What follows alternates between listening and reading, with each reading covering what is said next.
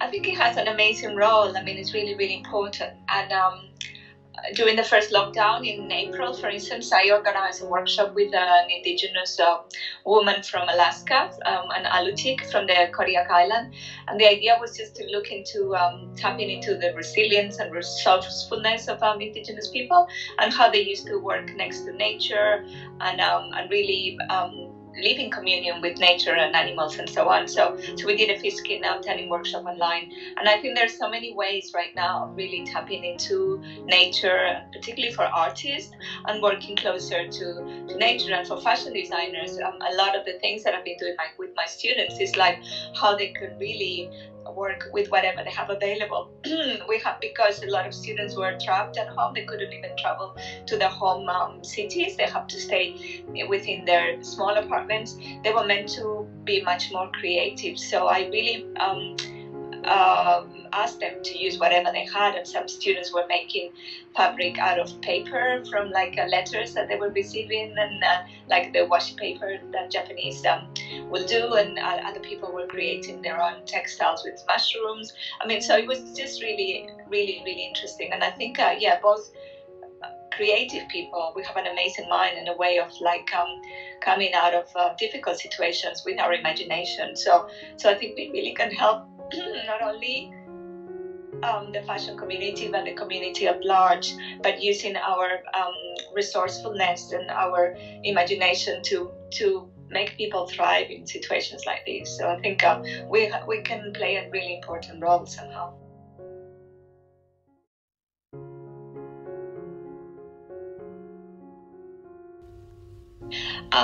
For instance, I mean, working in the fashion print department at Central St. Martin's, and that has been since 2012. But working within fashion print and fashion for all my life and my career, I've always thought that it's a little bit restrictive. So I've always worked in so many different aspects. So already when I was head of a studio at Galliano and working also for Dior and other companies, my work as a print designer was never just prints. I mean, it always evolved into embroideries and laser cuts and so on.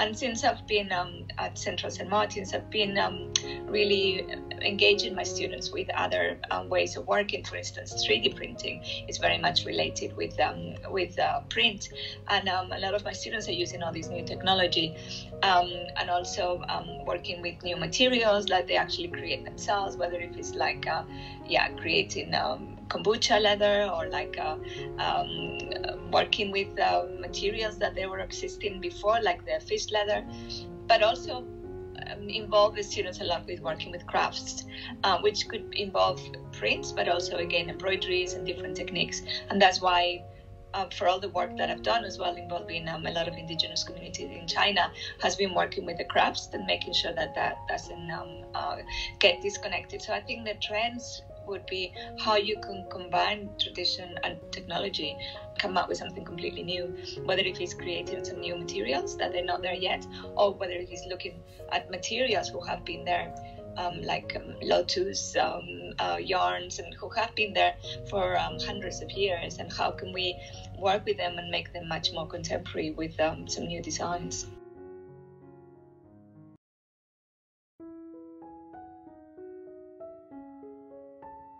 Well, I always think in a past life I must have really lived in China. I'm sure about that. Maybe in several past lives, because I'm very much influenced both by Japanese and Chinese art. And the first time I traveled to China quite a few years back, I just felt that I belong there somehow. So it's that kind of feeling that you go back home. So it has always been part of my imagination and part of the things that I've been tapping into. My great-grandmother's daughter lived in Philippines, so I have a lot of Chinese shawls that were embroidered both in China and Philippines. So I grew up with all these amazing material culture that was coming from there, and that made me, since a child, dream about these foreign places and beautiful lacquer boxes where those Chinese shawls were like. They arrived with all these amazing intarsia with mother of pearl and so on. So, and the stories that my grandmother used to tell. So I mean, that has been embedded with my imaginations since I was a child, and I was able to play with those things. And she was very generous enough to let me play with her Chinese robe, who eventually that she was wearing on her wedding night, and eventually it was an inspiration for a Dior couture show that we used that embroidery as a print. So that has always been part of my of the whole my whole culture and how I actually work within fashion. But then definitely since I started traveling to China, and in the first place was working with Diane von Furstenberg, because all the production was done in China. So I had the time to work with all the factories and to bring all my knowledge from haute couture, working at Dior and Galliano, and translate it with amazing, not just the craftsmanship in China, but just all the technology as well. So we were able to transfer all that knowledge and start creating some beautiful jacquards and great embroideries and so on. So that was good, because that started in 2008 when the fashion culture was growing a lot in China, as long as the factories.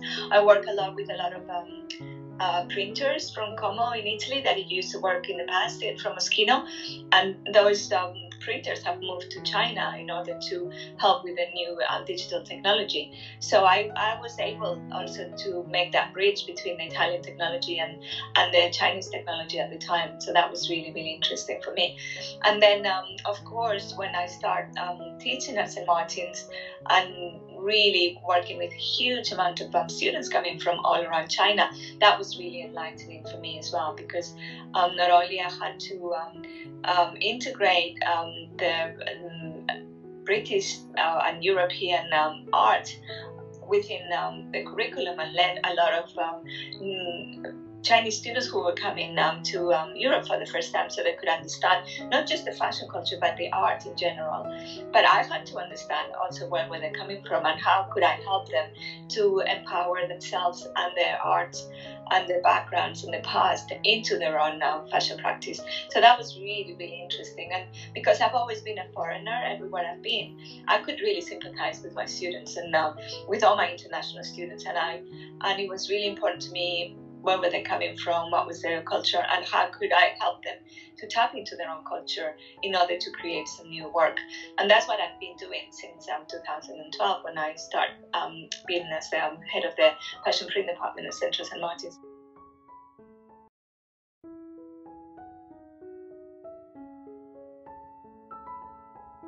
So basically in 2002, when I was the head of studio, John Galliano, John was always, we always had, he loved looking at different cultures, and we were always inspired by different cultures, always in a very respectful way, because there's a lot of issues now about cultural appropriation. And I think for all the time, on the 8-year period that I worked as head of the studio, and I was also researching for all the Dior couture collections as well, we were always looking at cultures, but John would always turn them around completely. So he would find inspiration, but then he will mix it with 1950s. We did a collection inspired by the Inuit, but as if they would have traveled to Paris in 1950s, and how their materials and the shapes would have been like Dior, like a new look. But and then I used to go to Premier Vision with the material buyer all the time, and we always have to fight for some new materials, because to fulfill John's desires, it was like a massive job, because you always have to come up with new ideas, not just like as a research, but also textiles and techniques, everything, and it's like somebody avid of new things. So it was really difficult to find something that he didn't know already. But this was 2002, and there was this company that nobody knew. It was called Atlantic Leather, who are the main fish leather productions in the world, and producers and tanners. And we went there and we saw this, and we were like, oh my god, this is perfect. And then I was researching at the time about like the Inuit and so on, and how they work with, they use fish skin into their collection. So it was just perfect. And then we used it for everything. We made bags, we made skirts, we make trousers. It was a really incredible collection. But I didn't go much into detail because those collections were done very quickly. We would have less than 6 months to put a collection together. Actually, I would say 3 months. So sometimes the research wasn't deep enough. But then when I started thinking about doing a PhD at London College of Fashion, I thought this would be the time to look into the material. And the first thing when I started looking at it, the thing that interested me the most was the fact that there was all these different indigenous communities all around the Arctic that for hundreds of years were using the fish skin to make clothing and bags and so on. And then that's where I started looking, and that's how I found out about the Hertze, I found out about the Ainu, the Inuit, Icelanders, and the Sami, and then the Nanai and the Nifki in Siberia. So that's how my PhD started back in 2017. So the first thing I did was just do all the field work. It should have been the other way around. I should have been reading more and then do the field work, but I'm very impulsive, and I asked for all these grants, and I just went and traveled to Hokkaido in Japan. I traveled to Heilongjiang province. I still haven't been to Siberia, and hopefully I will do it next summer. But I've been several times to Iceland, and then I got a Fulbright scholarship to study at the Smithsonian Institution in Washington and in Alaska at the Arctic Center. And then is when I managed to see all these different artifacts, and where I start making all these connections that all these people, all these indigenous people, had the same issues. They were all kind of colonized by stronger cultures. In the case of China, the Hertz was the Chinese, and the Russians. In the case of the Inuit in Alaska, it was first the Russians and then the Americans. In the case of the Ainu, were the Japanese. So it was all these kind of, and even the Icelanders, which are not indigenous, but also they had the Danish as well for hundreds of years. So all these people who were hunters, fishers, and gatherers, they had to stop this practice, and they had to be farmers, and they didn't know how to farm before. They had to stop dealing with their own culture, which was fishing, making garments out of fish skin. So I was really interested that all these different cultures had the same peculiarities, but because of their resilience and their connection with nature, they managed to thrive, and regardless of all the hardship that they had to go through, their culture prevailed. And then now there is a big renaissance and revitalization of all these crafts everywhere. And in the very first place that the fish skin craft was named as Intangible Cultural Heritage, that was China, and that was back in 2006. And this hasn't happened in any of the other indigenous communities. So China has been very much ahead, and it was one of the very first crafts that it was listed as cultural heritage. So, which is amazing, because it means that it will be preserved, and the Chinese government is doing as much as they can. And with the woman that we have been working with, she's the inherited of this craft. So she has to make sure that it is passed on within the generations and her family, and with of the rest of the younger generation. So this is a little bit how I got in contact with it. And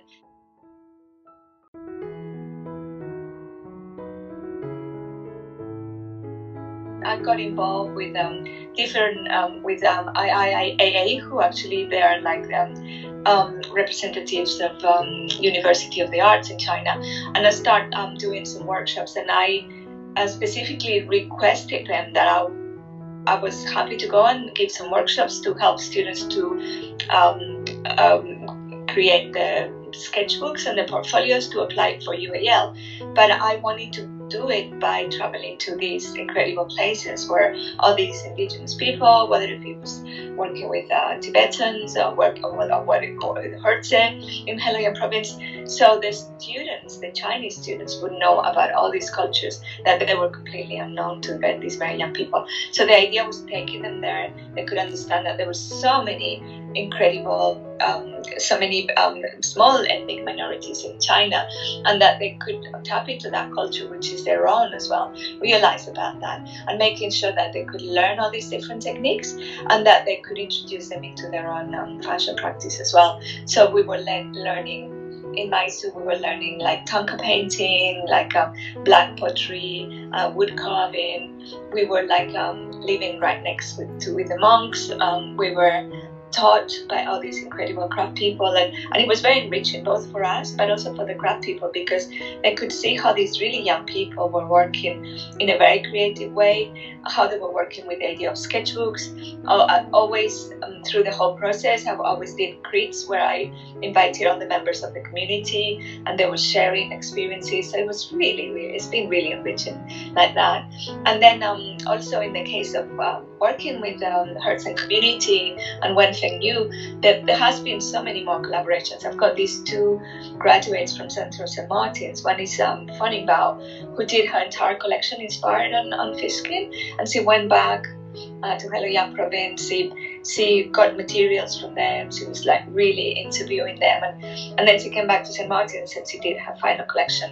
And now both these students, Songjin and Fanny Bao, they're back in China. They've been giving workshops all around China in different universities on how to tan fish skins, and they're in connection with Hertz and community as well. We just edited a movie who was going to be showcased in Milano Fashion Film Festival in January. So there is this amazing connections, because all these really young people, they really want to go back home to China and to work with the communities, and they've got so many ideas, and after they've been also in London and Central St. Martin's, they have new tools as well to work with the communities and to create some new collections. So it's been amazing.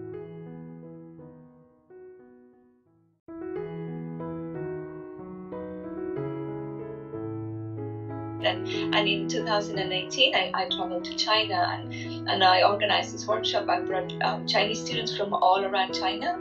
It was 20 of us, and we had these two amazing workshops. One was with Wenfeng Yu, and she taught us how to tan the fish skins, but also how to sew the skins, how to use the glue to glue like all these motifs into the garments. And it was just really amazing, because we went to the fish market in Jammusi. We bought the salmons. She told us what was the male and the female, which were the features of them. We went back home. We went to the studio that we had. We were tanning them.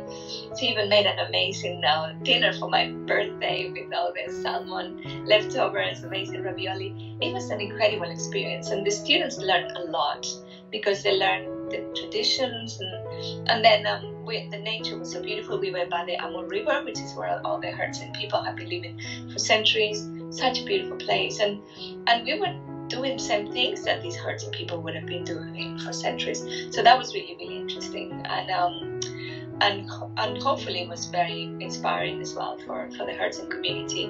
I always try to engage as much as possible. Also with Sulin Yu, who he's also a fish skin painting artist. He was teaching the students how to make these beautiful paintings out of the fish skin. So, and I'm currently working with him as well and these other two students to make some we're making a collection of clutches made out of fish skin. So the panels are done in China by Sulin, and the clutches are going to be made in Tuscany. So this is going to be the Italo-Sino connection as well, which is hopefully going to be rather interesting as well.